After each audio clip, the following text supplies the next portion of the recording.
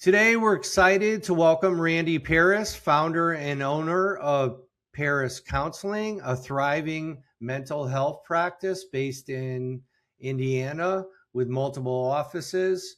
With over 2 decades of experience across populations and specialties, Randi built Paris Counseling around compassion, authenticity, and a client first, solution focused philosophy.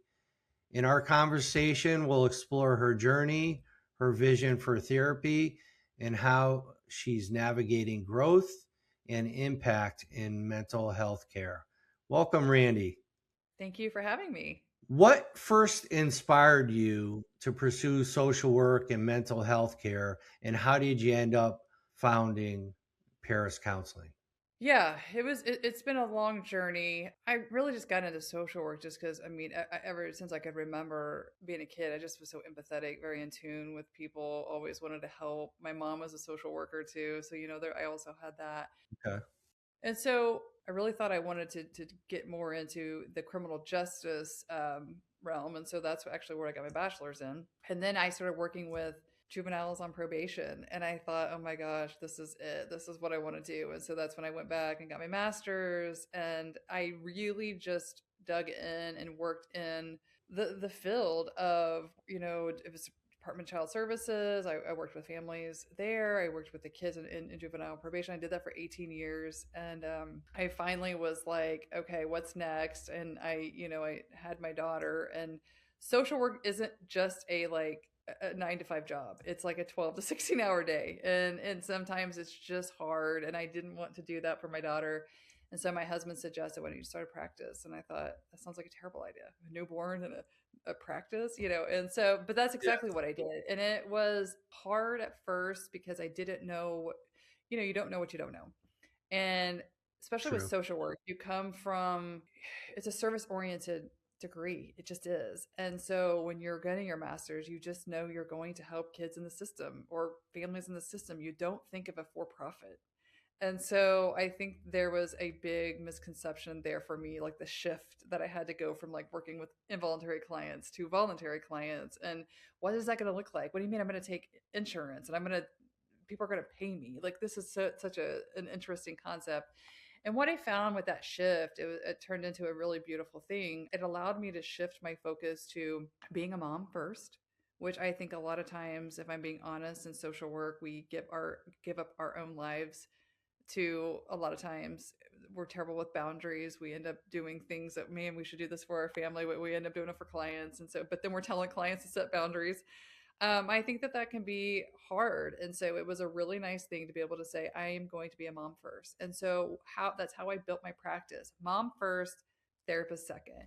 And so I was just really careful with the clientele that I took. I wanted to make sure that the clients understood I'm a mom first. So, if my daughter's sick, I have to go pick her from school, we're going to be rescheduling. If that's not something that's okay with you, I support that. You can find someone else, right? So just that transparency I thought was really good. And then what happened was I really just wanted to be a solopreneur. I just want to be a mom, go do sessions, come home.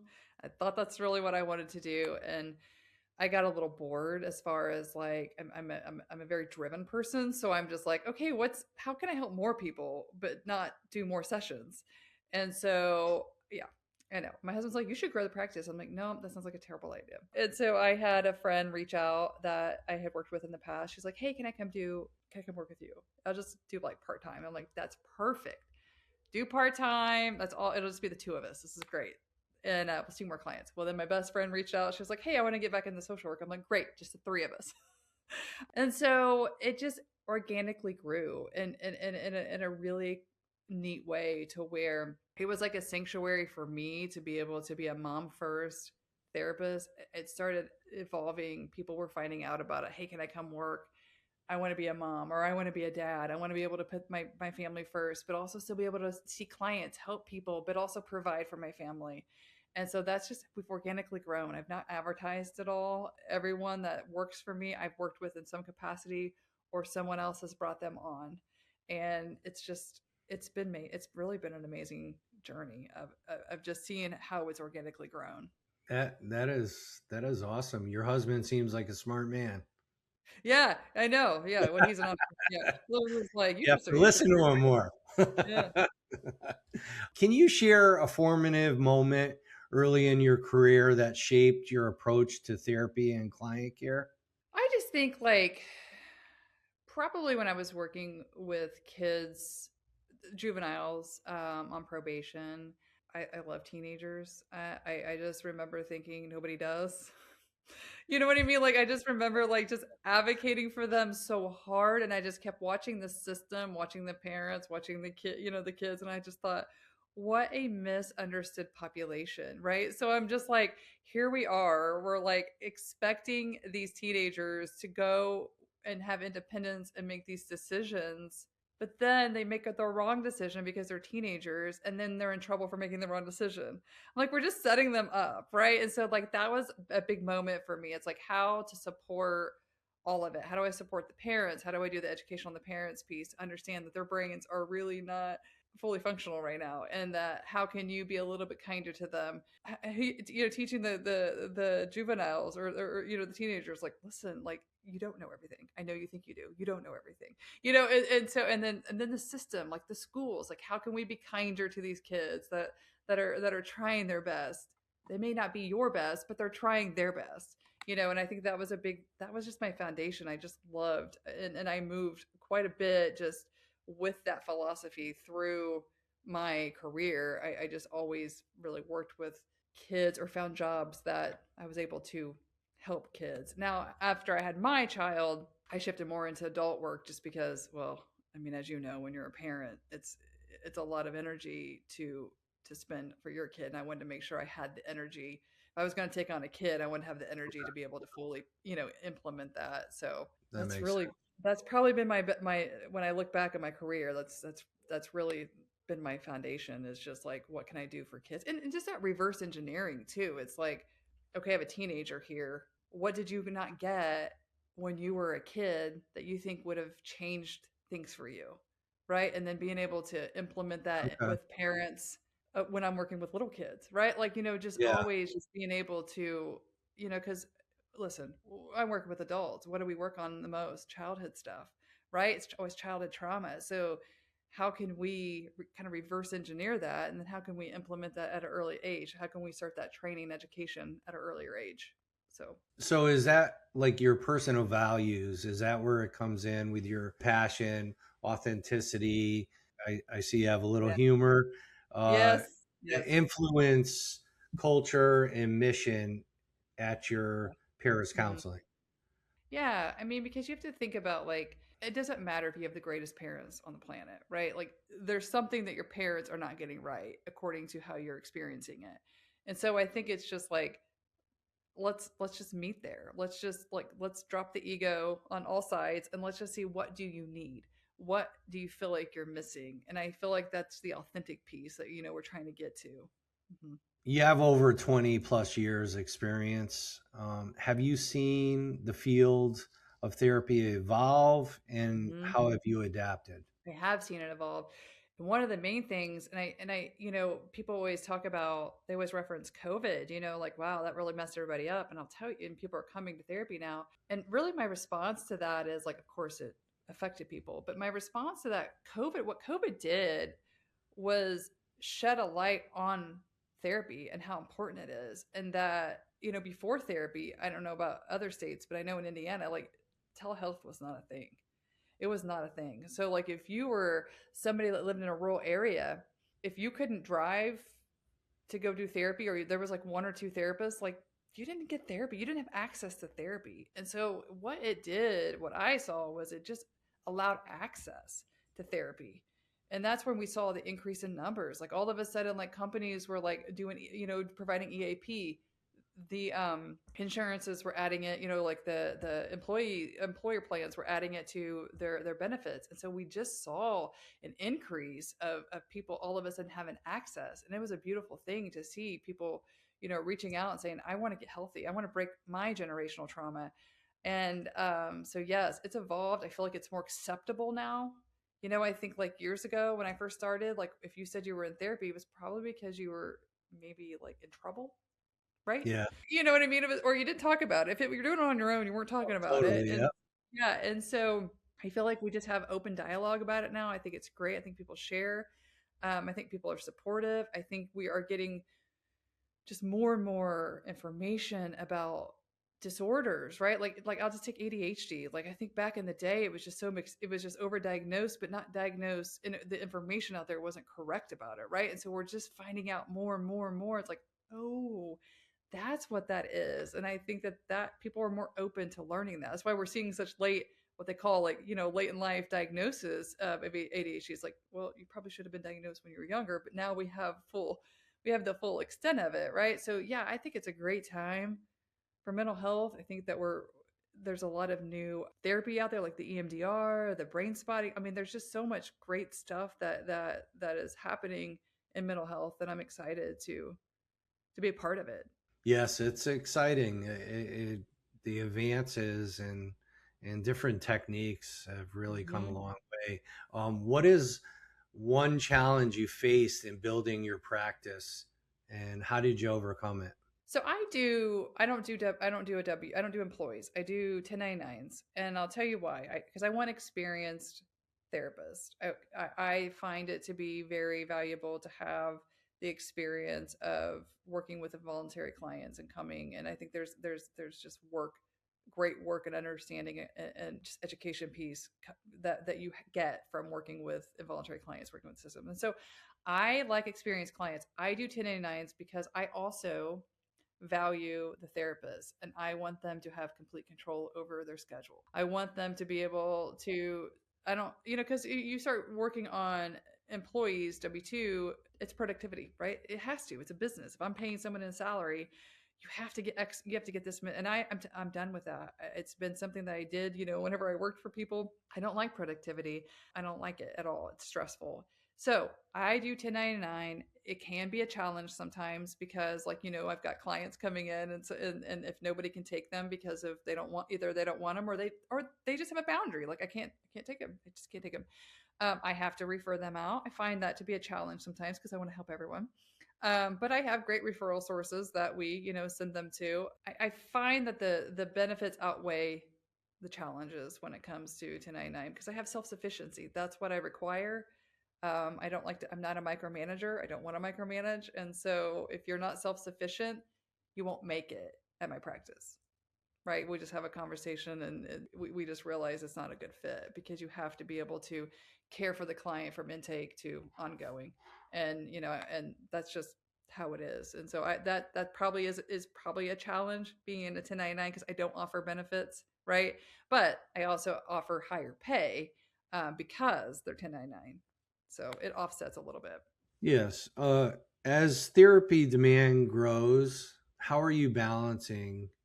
You talk a lot about, your personal and business life. How are you balancing personalized care and scalability and operational demands across multiple locations while balancing your home life? So again, I circle back to everyone that works at Paris Counseling is a 1099, but they're also self sufficient and very, very, very competent. So they are, in a sense, running their own business under the umbrella of Paris Counseling, right? So they don't get paid unless they make money, right? And so it's like one of those things where it's like I find that to be, as we grow, they just take care of their clients. Very, very few incidents in the years of having Paris Counseling have I received a call from an unhappy customer, right? And I think that that's amazing.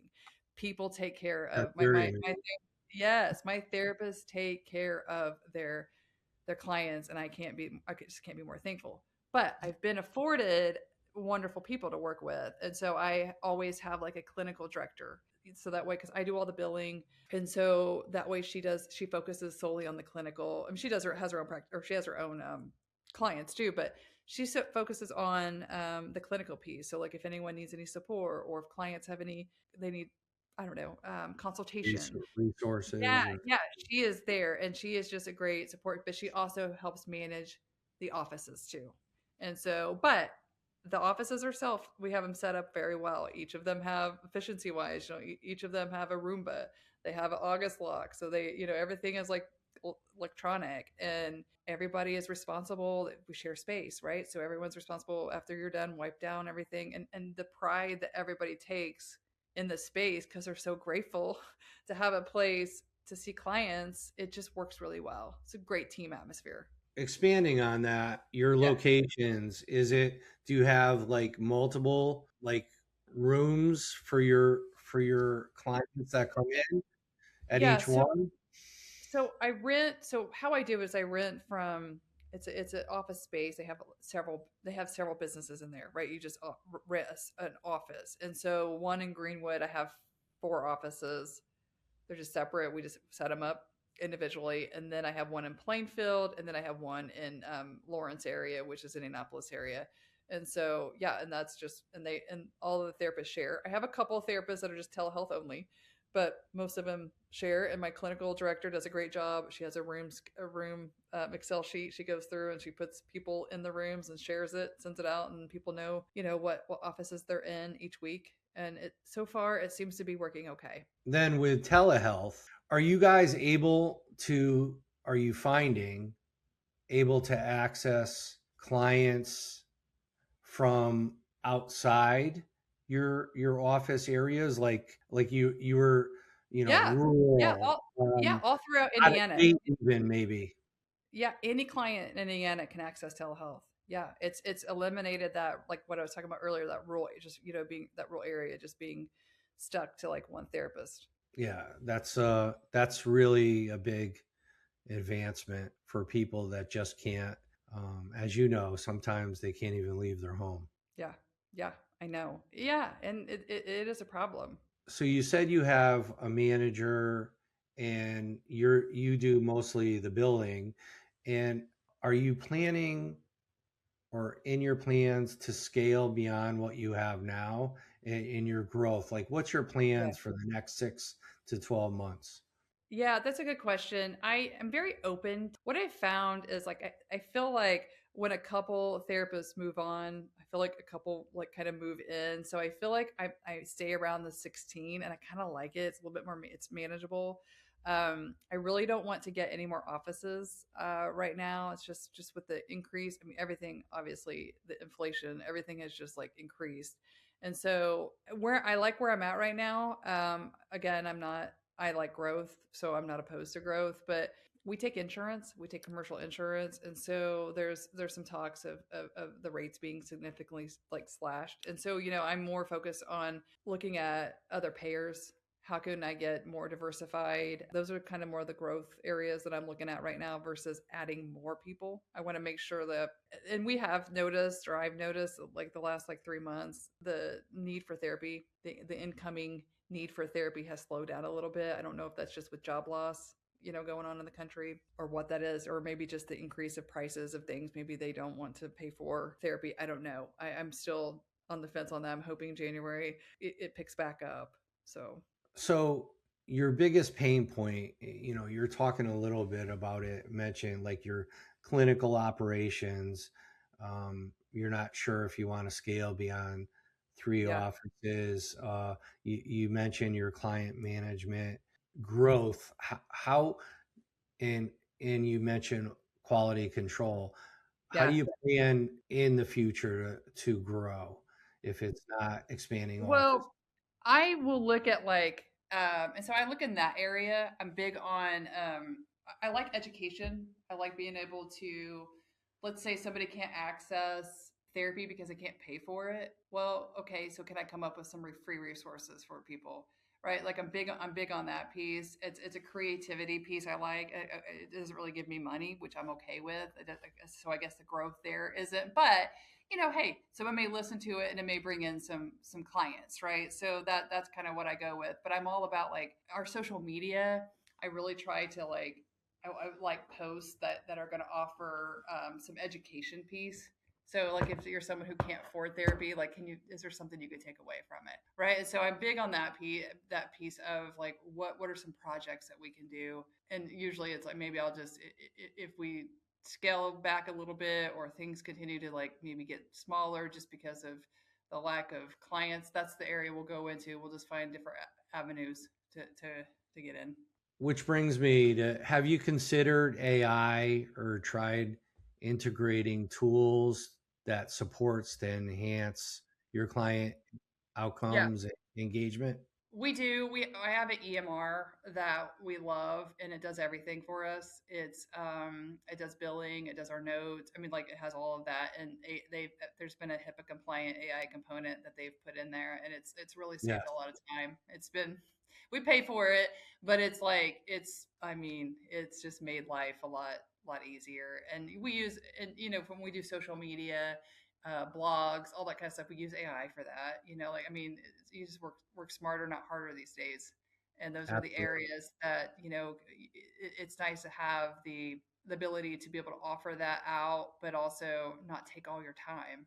So AI it's been a great thing for us. It definitely gives you some time back. Randy, is there anything you want to promote? My thing is like I really like our social media. I would love for people to check it out.